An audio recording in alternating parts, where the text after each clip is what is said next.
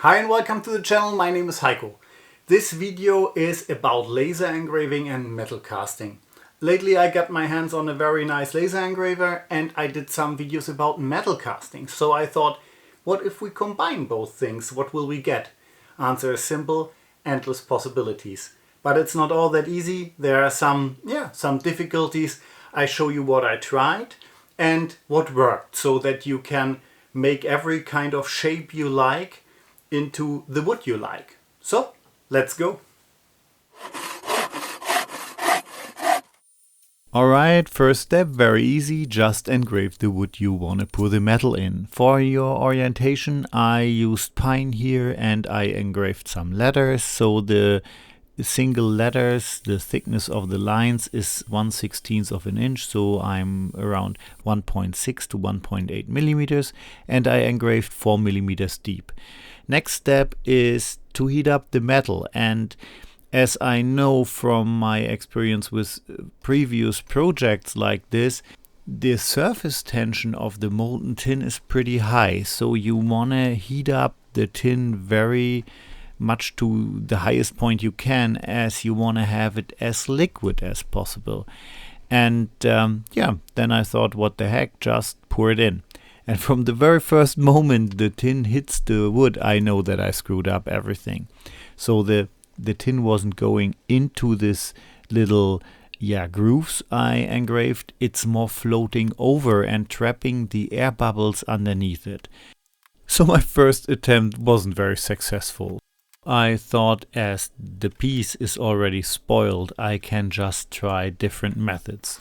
So the next thing I tried was heating up the metal overhead the letters and let it drop in. The first piece of tin I took here had some flux in and I didn't know, so that was a huge mess. I sorted that out, and as I went with a normal tin, I saw that the drops of molten metal really floating into the grooves there, but the problem is that they're cooling down very fast. So if the second drop is coming and the third and so on, the metal will not be one solid piece at the end. It's more like one cooled down piece onto another, and that traps a lot of little air bubbles in there. So the result is not a piece of solid metal in the wood at the end. It's more a brittle, very crumbly kind of metal air mixture that you really can't use or want to have. So it's not the way.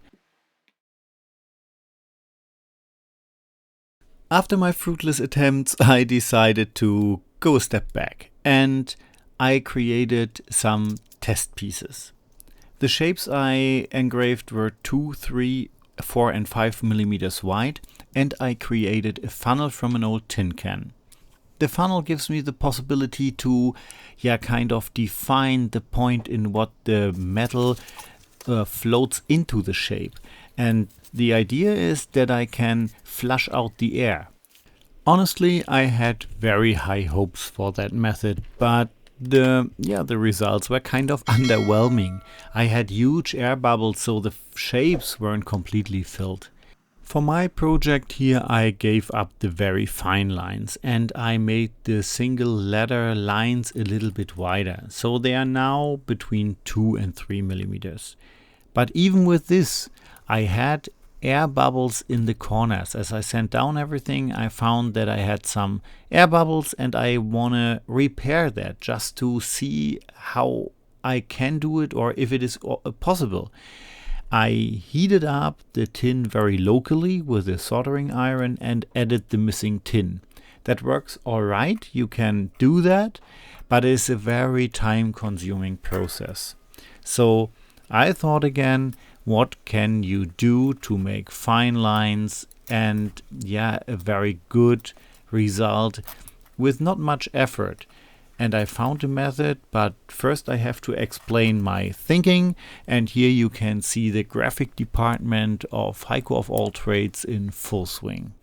Okay, to explain what happened, I made the kind of profile. Let's pretend this is a profile of our workpiece and we made some cutouts. That's the side view, as if you cut the piece of wood through and watch from the side. So if we start pouring metal in here, that's not a problem. The level of the metal rises and fills the full cutout. No problem, because the air can escape.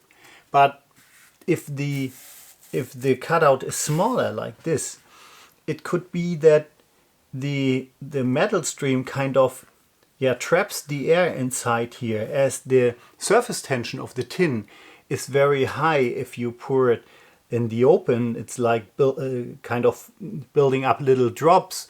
So it might happen that only a part is filled with metal and you have kind of air bubbles in there. That is not a problem per se, but if it is a very thin line and you start sanding, maybe the part up here gets shaken out and then you have these nasty holes, and this is a problem. So, and then I remembered that long time ago, and even there are companies nowadays that they cast very complicated shapes.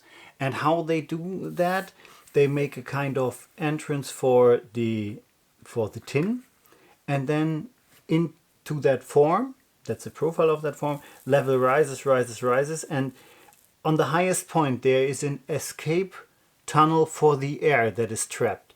So it rises, rises, rises, and if you see it up here, you can stop pouring, because all the shape is filled with the tin and the air escaped through the highest point. And exactly this is the kind of solution we have to produce. And it sounds very complicated, but with a laser engraver it is very, very easy. I show you what I did with my wooden pieces, and then you will instantly understand what is going on. With the laser software of your choice, you have to create more or less 5 different layers. So we're building up a sandwich here. First and base layer will be just the outer shape. The second will be a shape that connects all the different pieces together. That's in my case this strange T shape there. And then the third layer is what you want to have as a result afterwards. In my case, the word test. I do that twice because I need one sacrificial piece on top, and the fifth layer I made are these little holes in there. These are the escape holes for the air. So only the first 3 layers are in the final product, and the other both layers are sacrificial pieces just for pouring the metal. This will be my cover. So this is glued together, and I clamp that on top and pour the metal in one part here, in one hole, and I hope that everything will spread out down here evenly, and at the end I will remove this, sand it, and then it should be all covered very nicely. This is my attempt to make finer lines, and if this works, you can also go even finer. Yeah, just glue that up very quick and give it a test.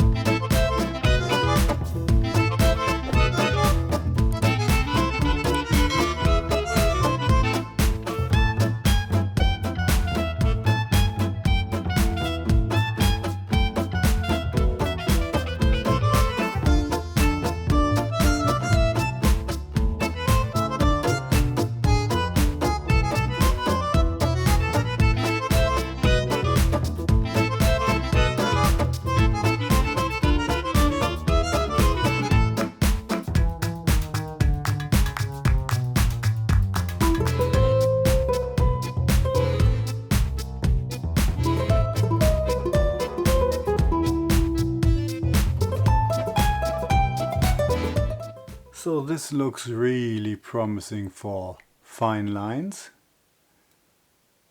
Great. Cool. Let's see how it looks if we sand that down. So alright, this is our video about metal casting into wood, every kind of shape.